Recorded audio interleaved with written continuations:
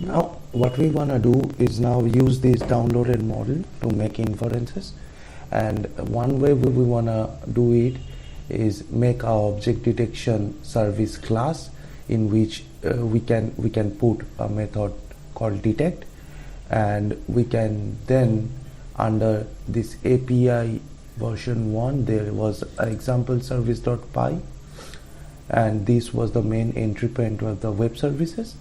And if you see, there is already one addition method that has been implemented here. And if you see, this example sum is the endpoint, and when we call a web service we just use that example sum endpoint. So similarly we can make our example slash detect endpoint, and which will be the function that will take an image and detect objects in that image.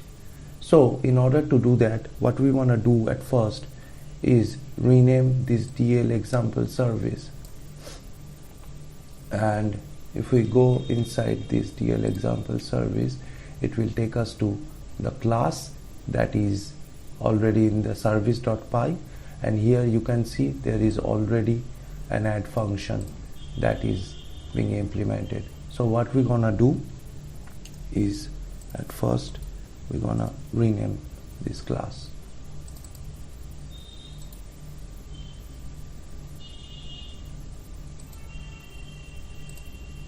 And we're gonna name it DL image analysis service. We can name it DL image detection service as well, but yeah, I wanted to name it like this way, because like you can name anything, you can name a class anything, and that doesn't matter, but like the name should be good enough for the people to understand what it is doing. So once we refactor this one in example service, also we can see this service becomes the DL image analysis service, and here we are calling the global service and initializing the class with the configs. Now the next part, what we want to do is want to create another endpoint that will detect the image. For that it will take the image and the optional parameter of the list of class names that it want to detect. And how we want to do it is basically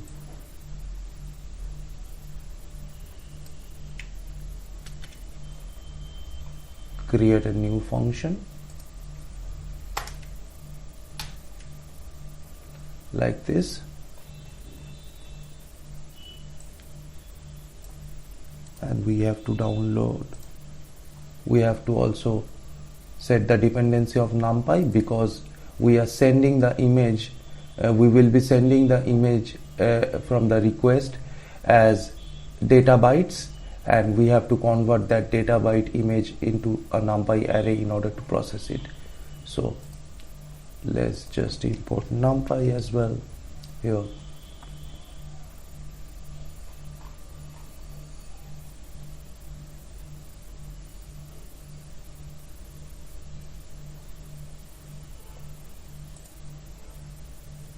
Also we have to resolve this dependency of request. So yeah, we will import a file and request as well, because now we have typing here. And now similarly in image detection code.py, what we will do, just like Yolo, that was basically specifically all the files that were related to this Yolo model, we will create another directory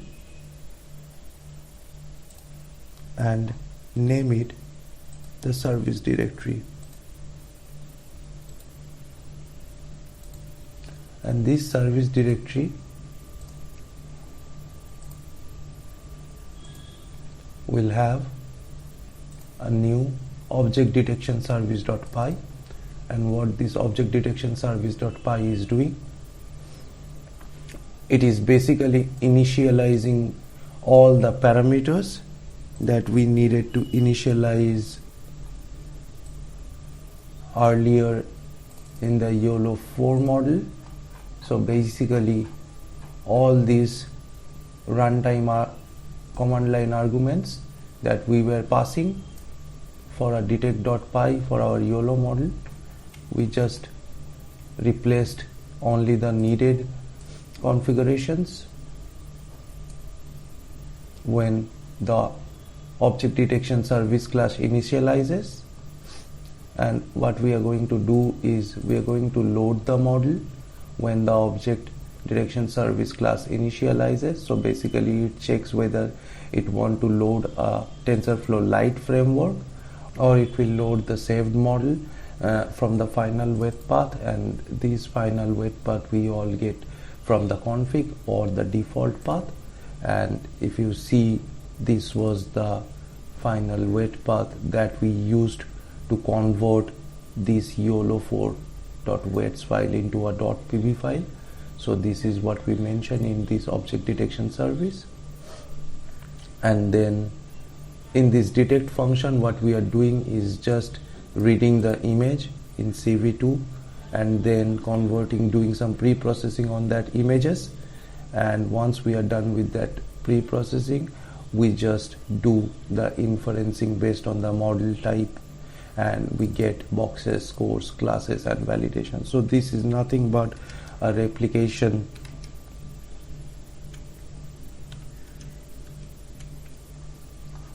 of this code, where basically it loads the model here, and based on the model that it loads, it just does the inferencing based on the saved model, and then it gets the boxes, scores, classes, and everything. So basically this function is now moved into the object detection service Python file under the class name object detection service. And what we have to do now is in this service.py we have to add a new function, and that function will be a detect function.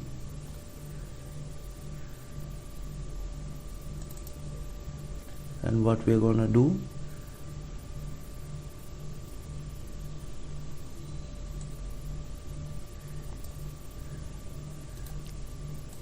first, while we were loading the config, we want to also load the object detection service when the web service starts. So basically it loads the model at the start of the web service, and after that it just does inferencing. So what we're gonna do is basically import this object detection service from this core, and then here in the object detection service we are initializing the service. Once the global service is initialized, so this DL image analysis service also gets initialized on startup, and what it does on startup is initializes this class that is in service.py DL image analysis service. And if you see, while it initializes this service, it initializes also the object detection service, which in turns loads the model and makes it ready for inferencing once the web service is started. So now if we go back to the example py, what we had done is, for this service we have mentioned that there would be a method called service.detect, and what we will do, it will take an image and it will take some classes that it wants to detect. We can pass anything out of this out of the 80 classes that Yolo version 4 model is trained to detect. And now if we go to this detect function,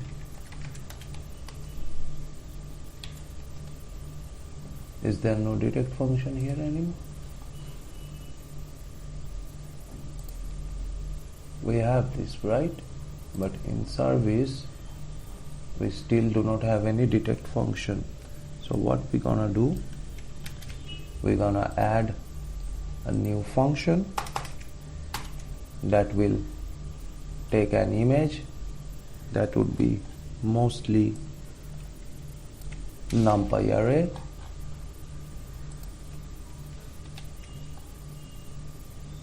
and it will take some allowed classes,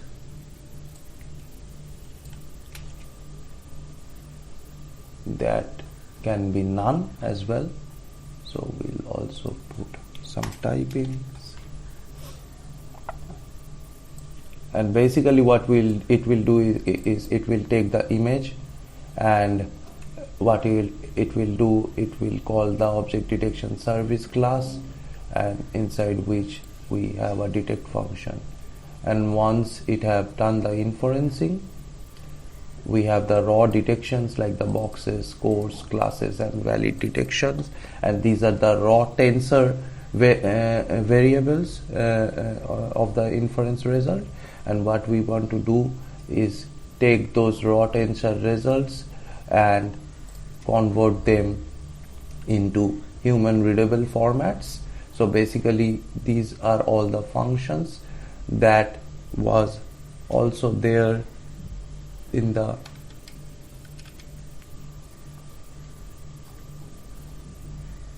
Yolo repo as well, but we just moved it into a different method called format detection.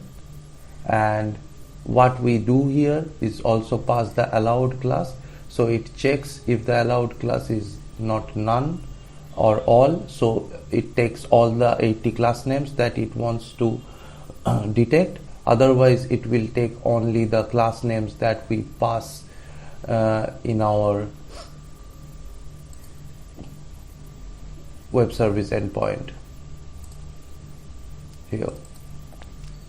So I think now we have a detect function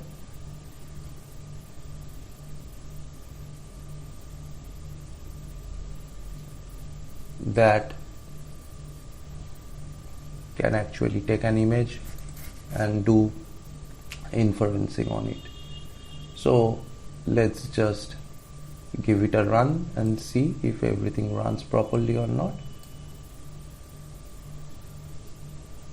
Yeah, it runs properly. Looks like the web service has started.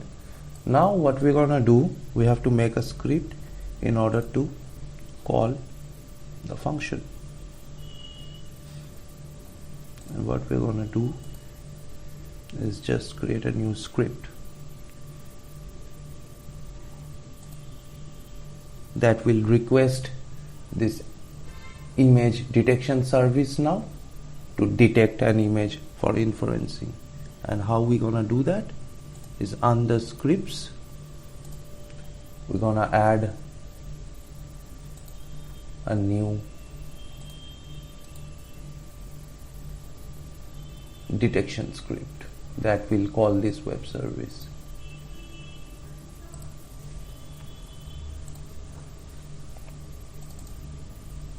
And what you see in this detection, what I am doing is, this is the main part where basically I am reading the image and then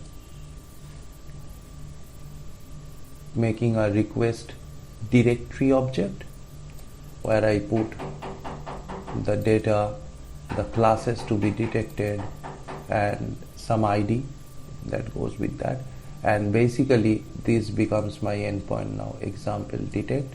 And as I wanted to pass some parameters in the endpoint, so this is the parameters that I passes, that I wanted I want some of the classes to get detected. So if I do all, it will detect all the classes, but like if I send sports equipment or kitchen utensil, it will only detect these classes.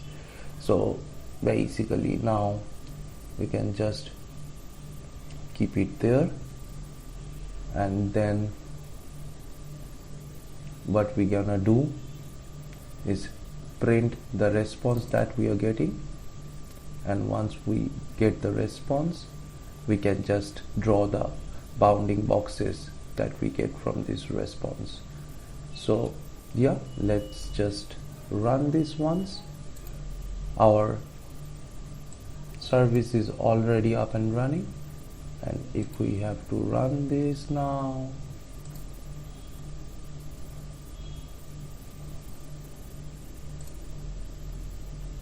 our web service is running, and we have a script to call our web service where we pass some images, and along with that images we also pass some command line or endpoint parameters. And yeah, let's just run it and see how it goes. And if you see, it has started returning the response of what kind of object it is, their bounding boxes and their respective confidences. So these bounding boxes, respective confidences, what we have done is in this object detection service, in the format detection that we call after the final detections, in this format detection you can find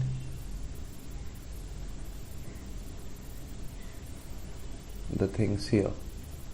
So basically we take the boxes, the scores, the class name, the valid detections, and then convert the tensor flow numbers into human readable numbers.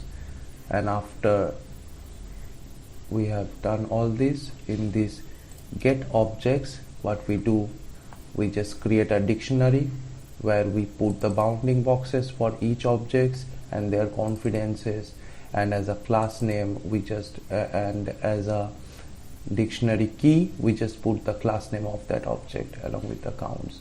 And this is what you see here, and at the end of the day you get all the bounding boxes and the detected objects from your web service. So this is the endpoint that you can expose and do a lot of things. And if you want to see how the detections looks, so I can give you a small walkthrough. So basically we have our pictures. The pictures were these ones: Chicago style hot dog, Confusion 1, and if you want to see the detections now, it's a pretty robust detection. Chicago style hot dog has 1 hot dog, 2 hot dog and 1 dining table. So basically if we see in the Chicago 1 hot dog, 2 dog, and I think it has also detected the dining table. And this was a bit tricky, where either it was a dog or a hot dog. And for this confusion.jpg, what we have is 1 dog with a confidence of 92.3. And if you want to see the bounding boxes, here are the bounding boxes along with the detections. I haven't done much with the script, but yeah, like it's up to you what you want to do with the script and the detections. But yes, now we have a running web service which you can use to send a raw image, and it will do object detections on it based on the Yolo version 4 model. And yes,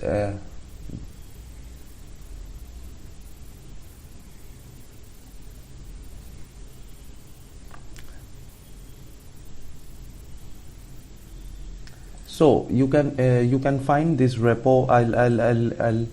So you can find this repo in GitHub. I'll attach the link of this repo where we basically did this image detection web service work, where basically we are starting our web service, we are checking the kind of deep learning models we want to use in our web service. Then we download the models from cloud, and after the models are downloaded and converted, now we have a service with an endpoint detect that can actually detect images and do inferencing on the images and detect objects out of it. So yeah, you guys can go through the GitHub repo and play around with it, and after this I think you will have a good idea of how you can create a web service that actually serves a deep learning model and makes a really smart and intelligent product out of it.